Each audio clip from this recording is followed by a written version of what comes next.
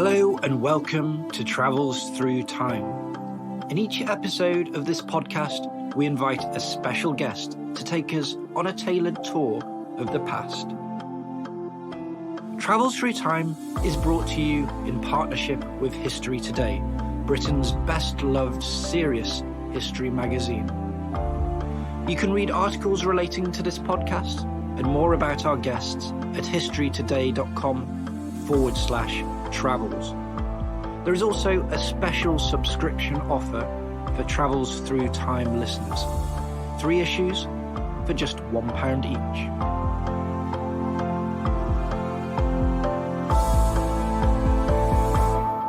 Hello, you're listening to Travels Through Time, the podcast where we explore 1 year in history with an expert guest in 3 pivotal scenes. My name is Peter Moore, and after a few episodes rooted in the 20th century, we're now making a bigger leap back into the past.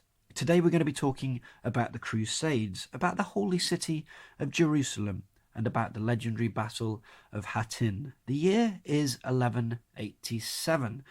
And most of all, we're going to be talking about one of the most enduring heroes of the medieval era. He's a man that's revered both in the Muslim and Christian worlds right to this day, and his name is Sultan Saladin.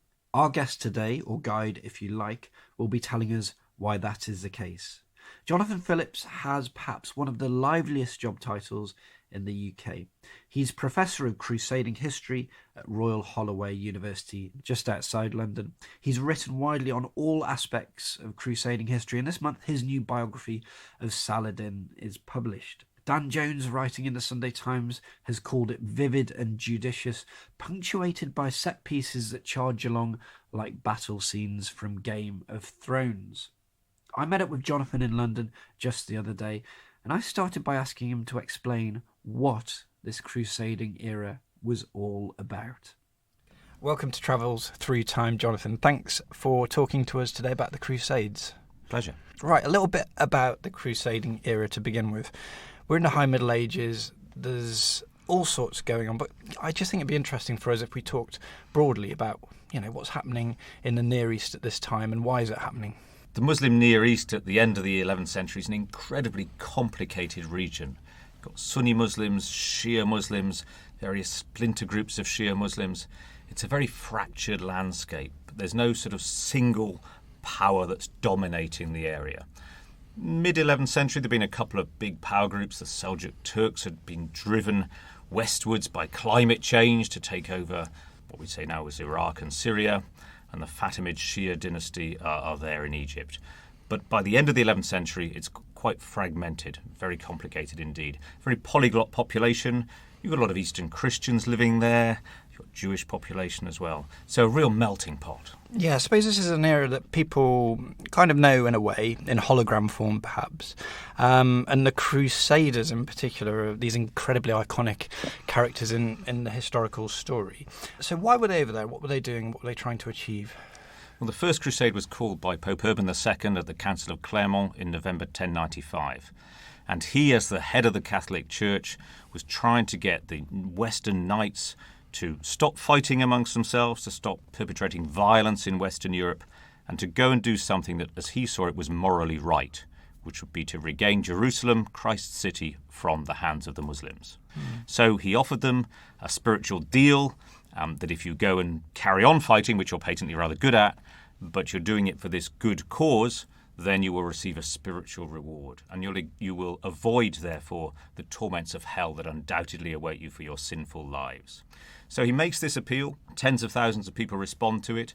They're not all driven by religion or wholly by religion. Knights are also driven by a sense of honour, wanting to sort of show off and achieve great deeds. Small number are looking for land, although most people came home afterwards. And some of them are going to go because the boss tells them to go, so you have to kind of go along with your lord and master. So I think it's always a variety of reasons why people go on crusade. But religion and regaining Jerusalem, Christendom's holy city, is the driving force. That's right at the heart of it. It's interesting how you talk about these confluence of factors, this idea of a common enemy, which is maybe going to bind together the Western kind of Europeans in a way. And then, interesting to me, you mentioned climate change, which is something people don't readily associate with this period of history. But has there been some work going on about this recently that you're Yes, aware there's an Israeli scholar called Ronnie Ellenblum, and he was looking at sort of narratives of the 11th century, and he noticed that there's an awful lot of mentions of terrible winters, and it's clear that the Turkic peoples in Central Asia were being driven westwards because their animals simply couldn't survive on the steppe. So you've got these nomadic groups moving westward, and they're ferocious warriors, and they really will take over anybody in their path. So this is all adding to the sort of sense of flux and change in the Near East. Okay. From both sides, as it were. Okay, so some chronological nuts and bolts. First Crusade is in the 1090s, more or less. And July 1099 is the conquest of Jerusalem. And so by that's the the First big Crusade. moment, isn't it? When Jerusalem falls to the Crusaders. And we have the Kingdom of Jerusalem, which is established at this point, which some people will have heard about. This is really the contextual backstory to the time travel we're going to be doing today, because throughout the 1100s you have Jerusalem in the hands of the Christians. Incredibly iconic city, as you described it, important in all sorts of ways, in religious history and cultural history too, and as a centre geographically. And this is the time that the character you write about is born and is brought up into the world. Can you tell us who that is, please? Saladin was a Kurd. He's born in Tikrit, which is up in modern Iraq now on the Tigris River, born around 1137, 1138. His Kurdish family are warriors. They're great horsemen and great fighters, and they're employed by the Syrian Turkic warlords to do a lot of fighting for them. And it's in the service of one of these great Syrian warlords, a man called Nur al-Din, that Saladin's family makes it sort of advance up the ranks, if you like. Nur al-Din is a man who's very important to Saladin's story. I think this in some ways is the great sort of unsung hero of the counter-crusade, of the jihad. The Muslim world had not really responded effectively to the First Crusade. The idea of the jihad had rather fallen into abeyance. But under Nur al-Din, he initiates a program of spiritual renewal. He is a very, very pious man. He builds a lot of madrasas. He dispenses justice in its proper form and gives the counter-crusade a sort of an intellectual and a military drive. And that's the environment that when Saladin and his family moved towards Damascus in the 1150s and 60s, that's the environment in which he's growing up in, a very sort of powerful drive against the Westerners, the idea of throwing the Franks out of Jerusalem. And jihad is a word that we're familiar with today because, of course, it's often in the news. And you write about it really being two things, because it's the personal aspect. It's you trying to fight the battles with yourself to be a better Muslim. But then there's the external aspect as well, which is, I think, the thing that you're talking about, which is growing at this particular moment. And maybe it's crystallised in Jerusalem itself. Yes, there is the greater jihad, which is you, as you say, fighting against your inner demons for the good of your soul. But the lesser jihad, the jihad in the world, under Nur ad-Din, starts becoming focused on Jerusalem, the third most important city in Islam, the place where the Prophet ascends to heaven on his night journey, many other sort of important spiritual events and references connected with that city. And so there is a focus on the need to recover that for Islam. And he was a Kurd, which is interesting. But then you talk about him having Damascus as his central base. So there's obviously a bit of movement going on in his early life. And yes, I mean, it's a very fluid society. I mean, his family are employed by Nur al-Din as these warriors and administrators. And there's some time in Aleppo, and Damascus is certainly, I think, the place that Saladin liked the most. It's certainly almost somewhere he regards as home in his sort of later career and constantly tries to go back to it. And it's where he's buried as well. But yes, there is a lot of fluidity. And another place that he ends up going to in the 1160s is to Egypt. And that really is where his story starts taking off. Because Egypt is a place of struggle between the Franks in Jerusalem and the Syrian Muslims, and they're both out to take over this incredibly wealthy land that's ruled by a rather failing dynasty. And so Saladin is sent in with his uncle to try to conquer Egypt for the Syrian Muslims. And this is something that they managed to achieve in early 1169. Okay, brilliant. So one last thing I think we should just dwell on for a moment before we dive in. The Franks, what are they? Where do they come from? The armies of the First Crusade came from all across Western Europe. So many regions represented, all drawn to the idea of trying to recover Jerusalem for Christendom. And in a sense, there's a sort of heritage of the Frankish empires of Charlemagne back in the 9th century.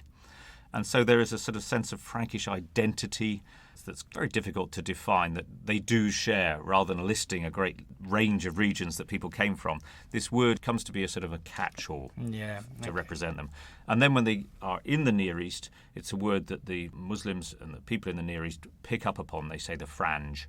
And so Franks is a word that works for both sides as a catch-all. Now let's go for the heart of the matter, and this is your year, which is one of the iconic ones in the Middle Ages, surely, 1187. And we're going to go through this year in 3 different scenes, and you're going to tell us why it's important. Let's start off on the evening of the 2nd of July, 1187. Where are we? We're in Galilee. We're in a tent with the King of Jerusalem, King Guy of Lusignan, the ruler of Jerusalem. And he is deciding what he's going to do because his lands have been invaded by Saladin. So at this point, Saladin is much more powerful. How old is he at this point? Saladin's around 50 years old at this time. And what he's been doing over the last 12 or 13 years is drawing together a fragile coalition of the Muslim Near East to defeat the Crusaders. But at the same time, he's very obviously building his own dynastic empire. This is the great tension with Saladin. What motivates him? Is he a holy warrior out to recover Jerusalem for Islam, or is he just a self-serving, dynastic, ambitious man? And the answer is, of course, both. They're not mutually exclusive at all. And while he certainly usurps the dynasty of his former patron Nur-ad-Din, and is pretty relentless in doing so, he's doing it under the banner of, I am the best man to lead Sunni Islam back into Jerusalem. So he's really wrapping it around himself and his family. And so after he spent these 13 years pulling together a fragile coalition of the Muslim Near East on these terms, he has to deliver. There's a point at which, you can't just keep saying I'm the best man for it and you've got to come with me or I'll bully or pressure you into it. You've got to deliver. And while he's fought the Franks from time to time, been badly beaten by them once or twice, he really is in a position where he has to bring them to battle and deliver on his promises. So we're at this tent of the Franks, and they know that Saladin's army has been growing. It's close by. So this is really a moment when they've got to make a decision of whether they're going to engage or not. And the numbers involved are massive, aren't they? The Frankish army is about 20,000. Saladin's probably about 35,000. But the tension is for the Franks. If they bring him to battle, of course, that's a risk. I mean, battles are inherently dangerous. And it's a sort of all-or-nothing situation. What they did a few years in the past, when Saladin invaded, was to just shadow his army. You've got to watch your lands being devastated, your crops being burnt, your animals led away. But you just stay out of reach of the punch kind of thing. And in the end, Saladin's army will just have to go home and harvest its own lands, and it will break down. And in a sense, if you could keep doing that again and again, the tension, the pressure that he's under to deliver, and the challenge that he has to keep his fragile coalition together will sooner or later break him. But you've got this tension. You are not being a good ruler for your people in one way if your lands are being trashed by the enemy. So this king of Jerusalem, Guy, should we call him, he's in this tent, and presumably because the Crusaders have been controlling this territory for, 88 years at this point, they're in the position of power. They can, I suppose, back off, if you like, as well, as much as they're aggravated by Saladin and his forces. But what happens on this day that makes it so interesting to you that you'd like to go back there to see it? Guy summons his sort of council, his senior warriors, and they know that Saladin has taken a castle called Tiberias, and the lady of the castle is there, so there's a sort of chivalric element, rescue the lady in distress, and so there's a sort of pressure to save her as well. But his council of nobles, including her husband, it has to be said, decide that it really is the best thing not to engage Saladin. They're going to stay put, not least because Where this tent is, there's some great springs, the springs of Safaria. The army is well watered. We're in July. We're in peak summer in the Near East, and that is even going with to be climate change and cold winters, it's still quite extremely hot, isn't it? Yeah. And so that is a big part of it. Big army, 20-odd thousand men, lots of water where they are. We can just shadow him and basically sort of he'll have to go away in the end. They make a decision, and as far as everybody's concerned, that's it, and they all go off to bed. But very late at night, there is another knock at the tent, and a man called Gerard de Riedfort, the master of the Knights Templar, comes in, and he says to the king, I'd like a word with you about that decision, and I profoundly disagree with it. So this is a man who's a master of one of the great military orders, men dedicated to the defence of the Holy Land, sworn to defeat Islam. It's their job, if you like. It's their vocation. They're warrior monks. And Gerard is a very, very bellicose man. He's led a couple of other failed military engagements before, and he's smarting over those a bit. He has one or two personal grudges that are part of the thing. But also he says to Guy, look, you've been king a few years, you were regent before that. Once when you were regent, you didn't fight Saladin. You stayed out of reach, and we all said it was a good thing, and then you got deposed. You were thrown out of the regency. It's the same people telling you the same thing again. How stupid are you? Are you going to fall for this again? And all these things start pressurising Guy into thinking, well, yeah, maybe I should fight Saladin. Gerard is very clever and obviously presses a lot of buttons with him about his own worth as king. And it works. And Guy goes to bed with that decision. They wake up the following morning and the heralds announce, we're going to march. And people are astounded. They question what's going on and just say, well, this is the king's decision. So a massive logistical operation begins. I suppose if you were there, the scene would be in itself really quite impressive. I think so. If you think of 20,000 people on the Frankish side, over 30,000 on Saladin's side, armies stretch out for miles, literally. And so you've got this sort of slow-moving train heading eastwards towards Tiberias over this parched landscape.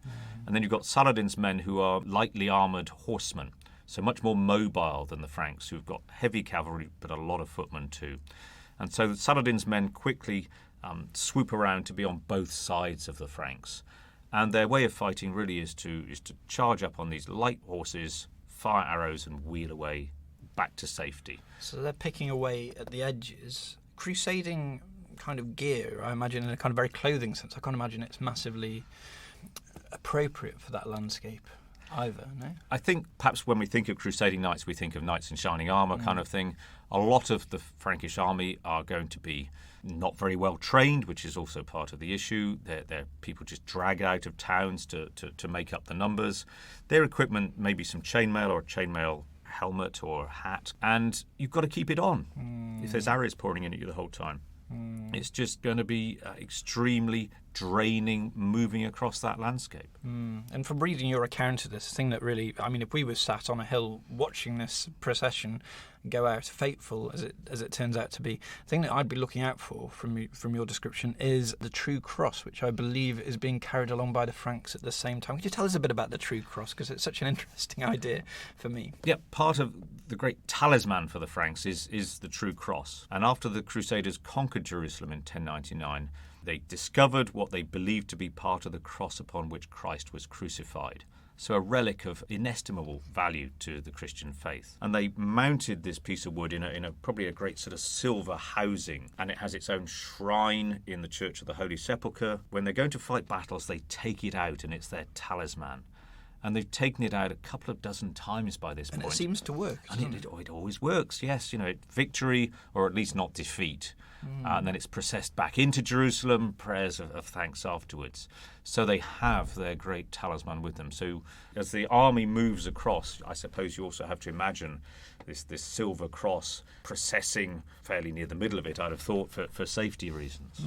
So let's whip through, because I think people listening to this might have a bit of an idea about what's going to happen. But what did happen over the next few days? Over the 2 days of the Battle of Hattin, the Muslim troops picked away at the slow-moving Frankish army, wore them down. There's constant drums and trumpets as well. That's another part of the sort of psychological warfare, making this very aggressive noise all the time just to put your opponents on edge. We have that in modern warfare, the use of loud, bad music as a way of deterring opponents or irritating them or putting stress on them. And after the first day, the Franks have to basically camp out on the plateau overnight. And then, very cleverly, the Muslims set fire to some of the dried grass. The wind is blowing in the correct direction, so you have smoke blowing into the parched mouths and lungs of the Franks, makes it even more difficult for them. All the time, the Muslims have got lots of water coming up on camelback from the Sea of Galilee. They're really well supplied. They even pour water out in front of the Franks just to show how much they've got. Wow. You get to the second day, the Franks have still got a way to go, and the pressure continues with the drums, the trumpets, the endless attacks. And morale has really wilted by this point. I mean, they see this geological formation known as the Horns of Hattin, which is an old volcano with the rim broken, which makes the two horns. And the remains of the army struggles up to this sort of volcanic kind of cup, I suppose, and there they decide to make their last stand. Some of the horsemen have disappeared. A group of them charged at the Muslims, who very wisely just parted and let them fly through. They're not going to turn around and come back again, so that was a clever way of taking the sting out of some of the Franks' best troops. And in the end, they struggle up to the Horns of Hattin, and there's a couple of sort of big charges down the hill. They try and pick off Saladin himself, which is a good idea. But in the end, the king's tent falls and Saladin has won. And, well, it just sounds to me like an absolute tactical masterclass. And the further they march, the more stupid the Crusaders must really look. Yes, it's just the size of the fact their army is not very well trained. Morale must have disintegrated pretty quickly. You're talking the mid to high 30s in terms of temperature. And, that's by sort of late morning. And you can just see the Muslims around you obviously looking excited, energetic, realising that victory is theirs. It was a fairly sort of slow and painful death, if you see what I mean, for that army. In the terms of, even in the Middle Ages or the High Middle Ages, does the Battle of Hattin really rank as one of the most significant?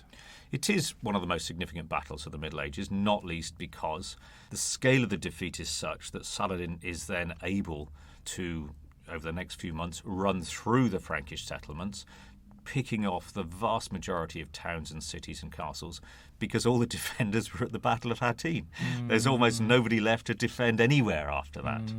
And so he really does absolutely remove the knighthood of the Crusader states. And Guy himself, what happens to him? There's a very famous scene after the end of the battle. Saladin sets his own tent up, and he has brought before him Guy of Lusignan and a man called Reynald of Chatillon, who's sort of the walk-on baddie of the Crusader states, a very unpleasant, aggressive man, deeply unpleasant to Christians as well as Muslims. He really was a nasty piece of work. And he's a man who's upset Saladin greatly in the past. He launched a raid that threatened Medina, and that is a real challenge to Saladin. And so these two leading Franks are brought before Saladin. And to Guy, he hands a cup of iced julep, a sign of hospitality. Guy, of course, is incredibly thirsty, drinks most of it, and then hands it to Reynald. Saladin interrupts. I did not give the cup to Reynald. I did not show him that hospitality. And then he decides what he's going to do with Reynald, and almost ratcheting up the tension, he goes for a ride. He leaves the two Franks for a little bit and goes to have a think about what he's going to do next. And then he comes back to Reynald and says, well, you could convert to Islam, which of course he's not going to. Reynald declines, and then Saladin or his bodyguards strike Reynald and kill him on the spot. Well, this is high drama, and I think brings to an end this first scene that we've been looking over, which starts a few days earlier with the Crusaders in a position of immense strength, you might say. Well, if not immense strength, but at least parity, I suppose, in some ways. There's a quote here I love that you've got, which is, they were tormented by the heat of war and tortured by thirst. Not even an ant among them could have advanced, nor could have escaped to safety. The arrows struck in them and transformed those who would seem like lions into hedgehogs. I'm not quite sure who wrote that. That's one of Saladin's entourage, who are men of great learning. They're poets, they're his secretaries and administrators. And one of the reasons I think he's so successful is that he surrounds himself with really high-quality people. He doesn't necessarily care about their background. If you're good, you come and work for me. And these men are incredibly ornate. Sometimes it has to be said sort of rather overly ornate verse. But they certainly enjoy using words.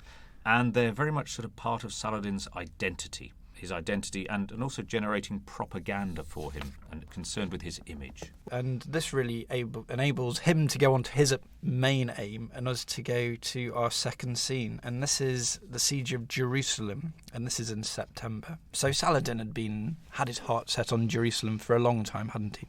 Yes, I mean, Saladin, after the Battle of Hattin, he is able to defeat the Franks at many of their towns and castles and cities and move towards his real focus. The focus of Nur ad-Din, his former patron, and his own jihad, the idea of liberating Jerusalem for Islam.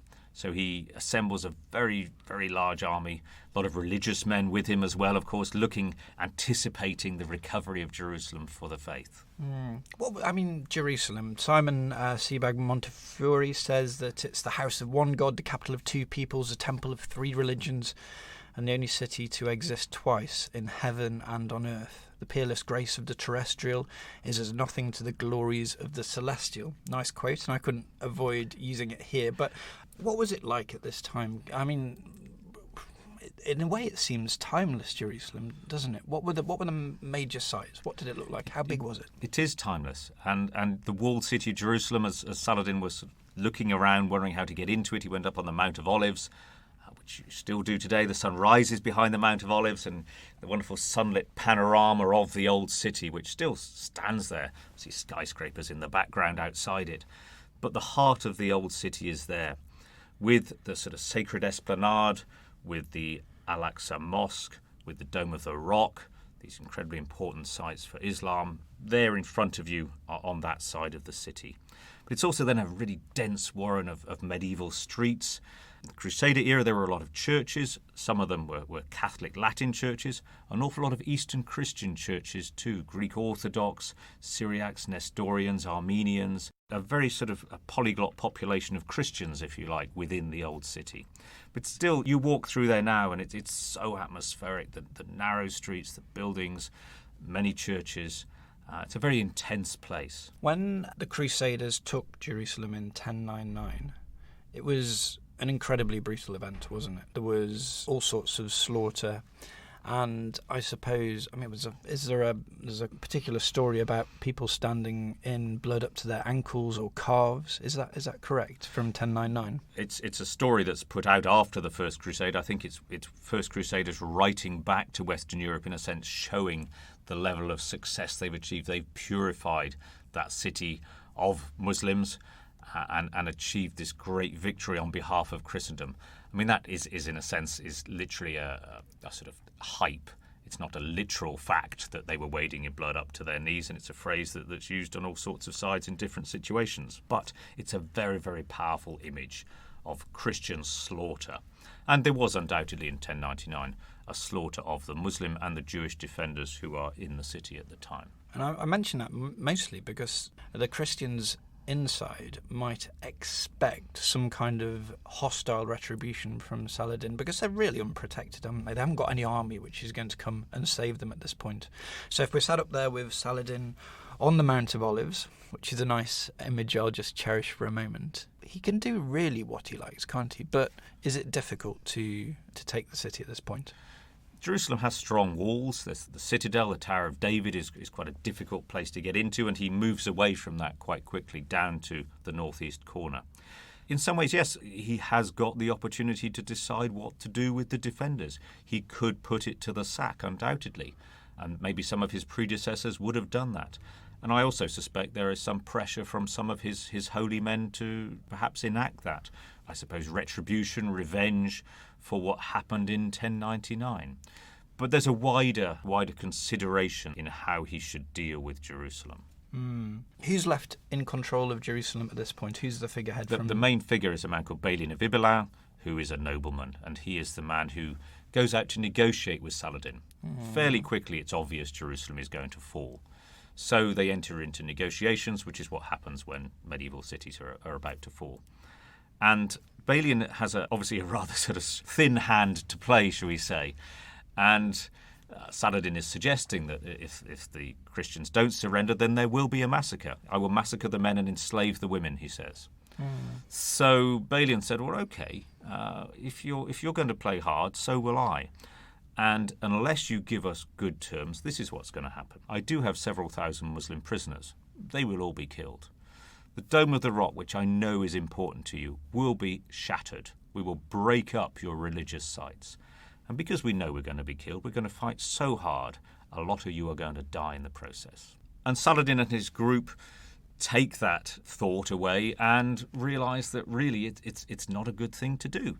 Do they want to be responsible in some ways for the death of a lot of Muslims, of their own people? Do many of them want to die? And they certainly don't want the destruction of their holy places. So they agree to ransom the Christians inside the holy city. But in doing so, they're also, in effect, showing mercy. They could have massacred the Christians in there. And mercy is a form of power. And this is something that Saladin is well aware of. He is frequently, not always, frequently merciful, because he's aware that it saves the struggle of the Muslims trying to get into the city in the first place. It is a sign of power and generosity that you can deliver people's lives. And he's also aware that it is good reputationally. He's always keen to polish his reputation. So for a big range of reasons, he's happy to agree to this.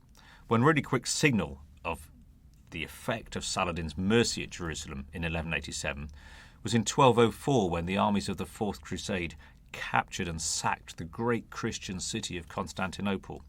And a Greek writer said, "Look at you lot, Christians, you've massacred Christians in a Christian city.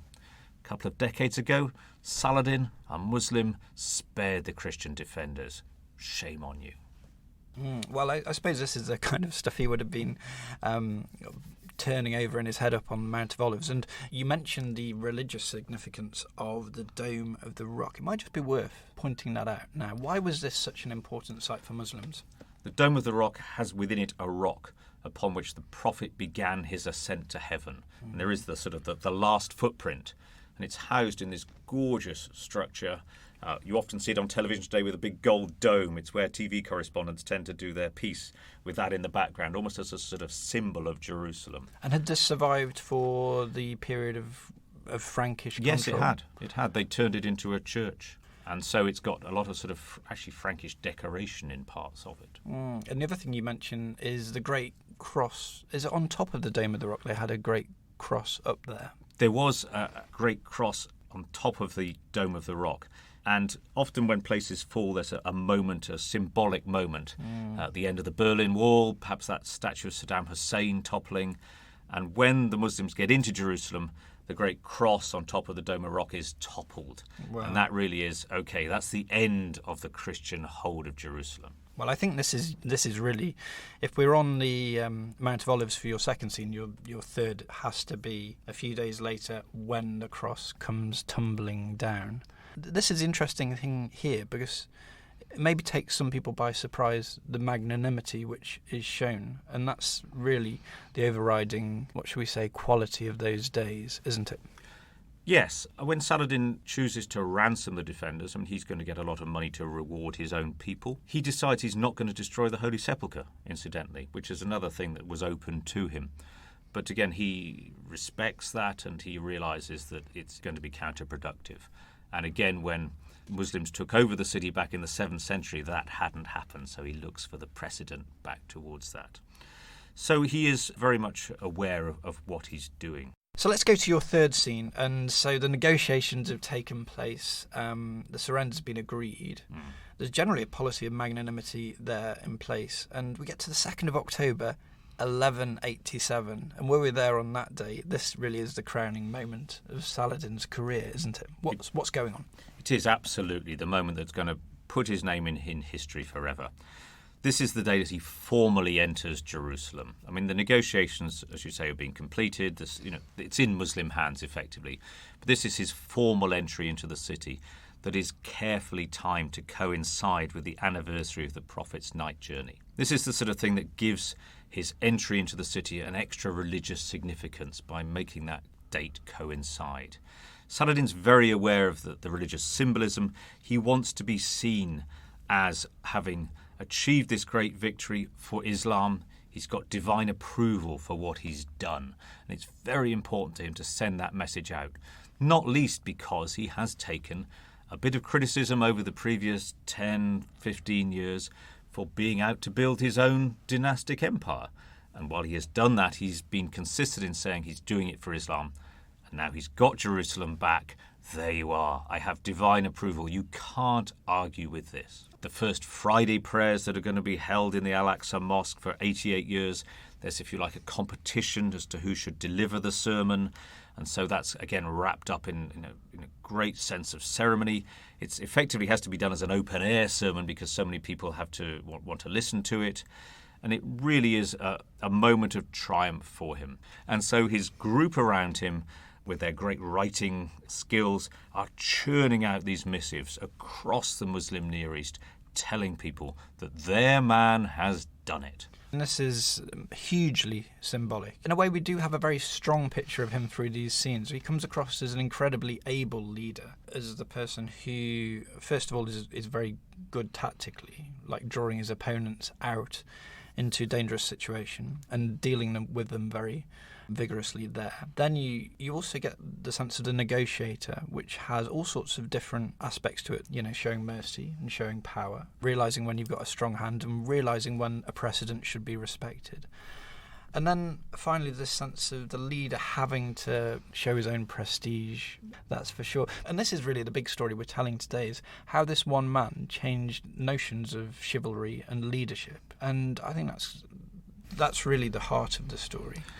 In a sense, for Saladin's later reputation, particularly in the West, it's interesting at the moment when he recovers Jerusalem, in one way he's dealt Christianity the most savage blow possible. I mean, the Pope is supposed to have died of a heart attack when he heard the news. Yet, in sparing the Christians in 1187, in contrast to what the Christians did to the Muslims in 1099, he's laid a real foundation stone for his reputation, for his esteem in Western Europe forever. And I think the knights of Western Europe were always assimilating that and, in a sense, contrasting it with their own behaviour. I mean, the fall of Jerusalem will trigger the Third Crusade. He knows the moment he goes in there that the West will respond. Very few of them meet Saladin. Richard and Saladin never met. A lot of the dealings are with Saladin's brother, who we call Saladin. And I sometimes wonder if the Western image is a bit of a blend of Saladin and Saladin together. But they're certainly sharing the attributes of generosity, courtesy, gift-giving, almost competitive gift-giving. My gift is finer than yours. No, mine's better than that. A love of music, poetry, courtesy towards women, particularly female prisoners. And Western Europe sees this behaviour, and it's everything that it likes about its own knights. Knights want to act like that. And so they see something that, rather than being this sort of terrible enemy, is something that they can respect very, very quickly. You've got another quote here which says, "The king must be inclined to mercy in his rule, for he has the power to do whatever he wishes. No one earns fame and good repute in the world for injustice and evil, but rather for right conduct and mercy. He who is dominated by anger is like the demons, but he who is merciful and shows forbearance resembles the prophets." And this is a completely contemporary quote at the time of the taking of Jerusalem. And it suggests to me that it had an impact, which was very quickly absorbed into the culture that was around there at the time. I suppose if we were talking about this as the sack of Jerusalem in 1187, it would be a very different story, wouldn't it, that we're talking about today. The consequences probably may have been similar in some ways. There would still have been another crusade Absolutely. to recapture what had happened. But you do get at the same time the sense that something changed at that moment. Is that right? Had Saladin massacred the defenders of Jerusalem in 1187, undoubtedly his perception in the West would have been very, very different. In sparing the Christians in the Holy City, he laid a cornerstone, a foundation stone that really could not be shaken. It's something that the knights of Western Europe will forever admire, that he had it in his power to kill those Christians, and he showed mercy. In doing so, he's following some of the advice books that are around in the 11th, 12th century Near East. But basically, mercy is a form of power, defined as such since classical times. And Saladin is aware of the power of mercy, the propaganda value of mercy, the reputational value of mercy, and the practical value, because he saved himself a lot of trouble in making those decisions. But if he'd massacred the defenders in 1187, yes, his reputation in the West however he came across in the course of the Third Crusade, would nowhere near have the standing that it does. But this moment here we're talking about, so October 2nd, 1187, this is the high point for him, isn't it? This is Saladin at his best, a moment of glory. It is his great achievement for his faith. And he could do nothing more for it, in a sense, other than actually defend it, because he will inevitably face the Third Crusade. And I suppose, having recovered Jerusalem, his next task is then to hold on to it, because having triggered something that will be an enormous response from the West, he's going to then spend the remaining 6 years of his life, first of all in a sort of slightly waiting for the bomb to drop phase, knowing that Western Europe will come at him, and then 2 or 3 years of incredibly tough, arduous fighting, holding on to his position in the Near East. And I think it's fair to say, while the Third Crusade makes some holdings for the Christians on the coast, in the end they go away. And if you're looking at sort of Saladin just in the last few months of his life, you say, well, okay, they've got some places on the coast back, but I still have Jerusalem. Well, I think that's a really good place to leave the time travels, because we've sat by the Sea of Galilee and watched the army assemble. We've sat on the Mount of Olives and watched the negotiations take place. So I think that is a pretty epic story, but it's a really intriguing character at the heart of it. We now have a few supplementary questions, which I'm going to spring on you. First of all, I don't know if you've been warned about this, but I'm going to ask you if you could bring one object back from this moment in history to today. Is there anything particular you'd like to bring back in our time machine with you? I suppose I could say the True Cross, but that's probably a bit above my pay station. So no, maybe I shouldn't say that. You could have it in your office in Royal Holloway. I could, but a useful bargaining.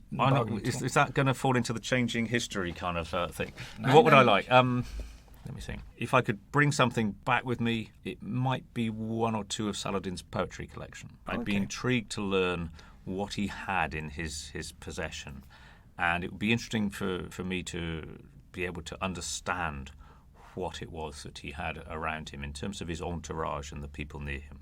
Well, if it was a bit more selfish, he could give me one of his wonderful robes of honour, because he's always dishing out robes of honour to people, and these are wonderful silken objects. And more selfishly, perhaps, I'd like one of them. Oh, well, that'll do you good for the book tour, I suppose. When it will. And you can tell us a bit more about the book now. So Sultan Saladin is your book. It's going to be published very, very soon. So what have you tried to do in this book, and why is it, and how is it different, should I say, to the other books about Saladin that are already out there?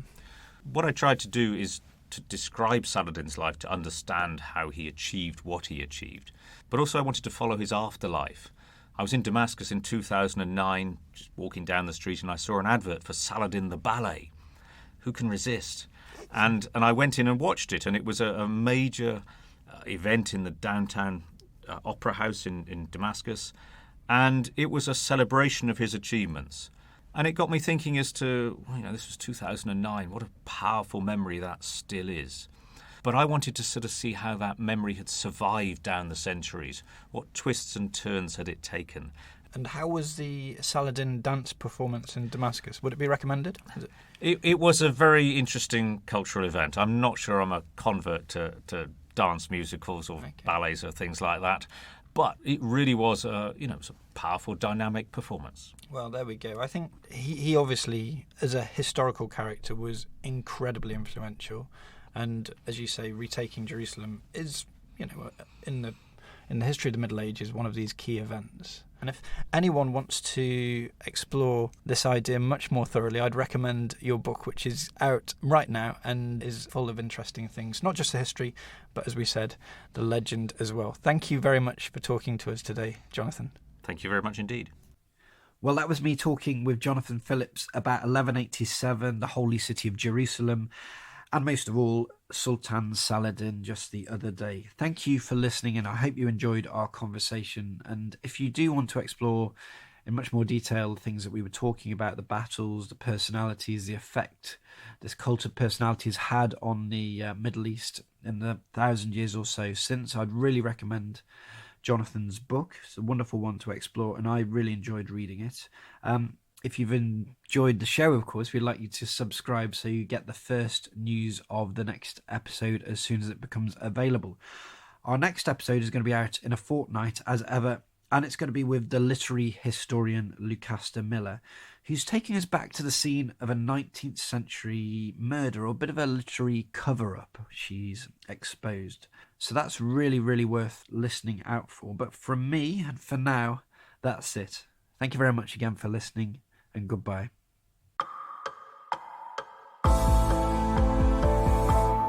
I'm Paul Lay, the editor of History Today. On our website you'll find articles written by experts relating to Jonathan Phillips' travels. You can read Norman Housley on Saladin's triumph at the Battle of Hattin. Robert Irwin looks at how Islam saw the Christian invaders, while Jonathan Phillips himself offers a complete history of the Crusades. Links to all of these pieces can be found at www.historytoday.com/travels, and there are many more articles on every aspect of the past in our monthly publication, History Today, the world's leading series history magazine.